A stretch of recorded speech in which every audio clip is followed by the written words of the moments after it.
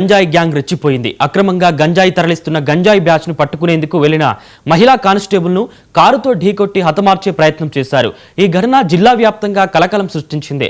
నిర్మల్ జిల్లాకు చెందిన ఒక ముఠా కారులో భారీగా గంజాయిని తరలిస్తున్నట్లు ఎక్సైజ్ పోలీసులకు ముందస్తు సమాచారం అందింది. దీంతో పోలీసులు నిజామాబాద్ శివార్లోని మాధవనగర్ ప్రాంతంలో నిఘా పెట్టారు. అనుమానాస్పదంగా వస్తున్న కారును గుర్తించి వారిని అడ్డుకునేందుకు మహిళా ఎక్సైజ్ కానిస్టేబుల్ సౌమ్య ముందుకు వెళ్లారు.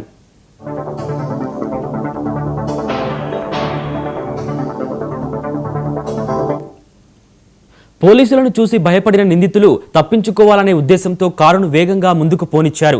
ఈ క్రమంలో అడ్డుగా ఉన్న కానిస్టేబుల్ సౌమ్యను కారుతో బలంగా ఢీకొట్టారు. ఈ ప్రమాదంలో ఆమెకు తీవ్ర గాయాలయ్యాయి. రక్తపు మడుగులో ఉన్న ఆమెను తోటి సిబ్బంది వెంటనే నగరంలోని ఓ ప్రైవేట్ ఆసుపత్రికి తరలించారు. ప్రస్తుతం ఆమె పరిస్థితి విషమంగా ఉన్నట్లు తెలుస్తోంది. కానిస్టేబుల్ను ఢీకొట్టిన తర్వాత పారిపోయేందుకు ప్రయత్నించిన ఇద్దరు ముఠా సభ్యులు మహమ్మద్ సఫియుద్దీన్, సయ్యద్ షోయల్ పోలీసులు వెంబడించి పట్టుకున్నారు. కారును తనిఖీ చేయగా అందులో భారీగా గంజాయి లభ్యమైంది. పోలీసులు కేసు నమోదు చేసి దర్యాప్తు చేస్తున్నారు. నిందితుల వెనుక ఉన్న ఇతర నెట్వర్క్ గురించి ఆరా తీస్తున్నారు.